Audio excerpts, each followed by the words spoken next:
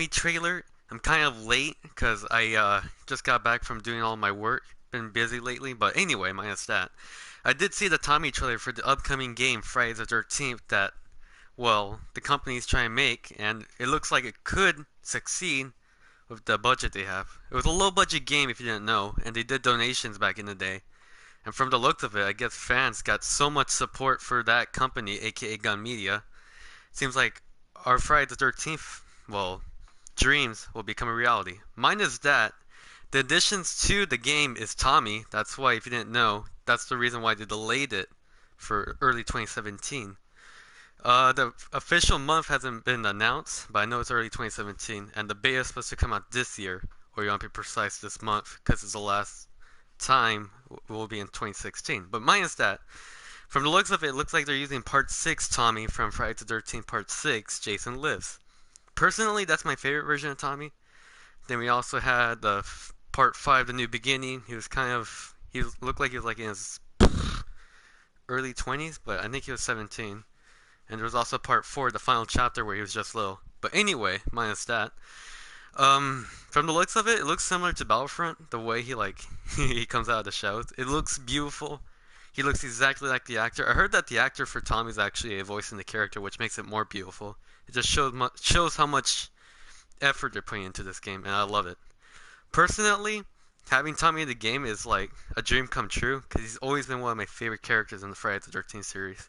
It's equivalent to how much I like Tina. If you don't know, she was from Part 7.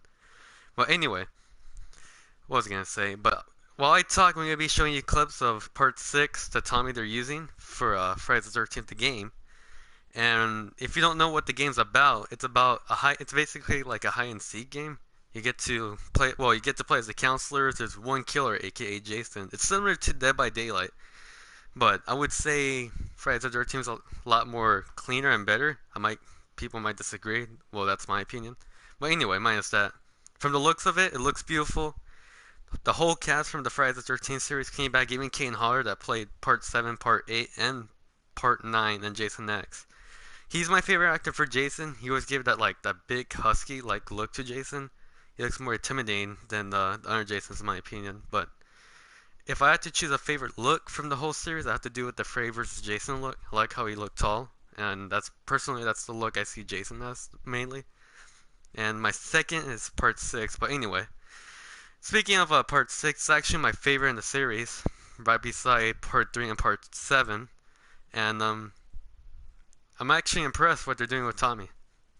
I heard that it's gonna be similar to how the way he plays Battlefront. If you don't know how the heroes and Siths work, what is you get to play as sorry, I kind of coughed, and you get to play as Vader, Luke, Han, Leia, Palpatine, and Boba Fett. And from the looks of it, it looks like Tommy's gonna be similar to that. And yeah, I'm impressed. I'm kind of curious what they're gonna have in the future for the Friday the 13th the game. And I'm gonna give you a little backstory to Tommy. Well, so in Part 4, the final chapter which was supposed to be the last Friday the 13th movie, and he was a young boy during that time. It was just him, his mom, and his older sister, and a bunch of counselors went to in the neighborhood, towards Camp Crystal Lake. And if you don't know, spoilers, in Part 3, Jason was killed and he was taken to a hospital, thinking that he was dead with the other counselors. Then, surprise, surprise, Jason comes back from the dead, and he escapes the hospital and returns to Camp Crystal Lake. But he meets a new fellow known as Tommy. And in the very end, in final chapter, I believe I'm corrected. I'm trying to think. I believe Jason kills his mom, and it's him and his sister that are the only ones that survive. And in one of the scenes, the sister grabs his machete, it's kind of horrifying. She knocks Jason's mask off, the hockey mask, the iconic hockey mask. And you see a horrifying look that you don't want to see, and you can see why he hides his face.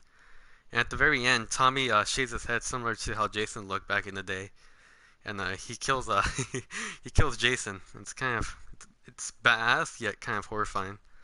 And in Part 5, he was really traumatized from the events of Part 4, and Part 6 he wants to seek revenge.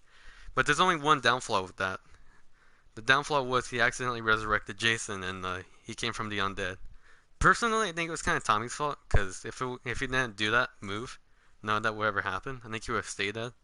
But that's just me. But I love it. Anyway, minus that, and the only problem with Tommy is that he has a lot of flashbacks of Part 4 when he was a little child, and I'll shut up for that. Here's a clip.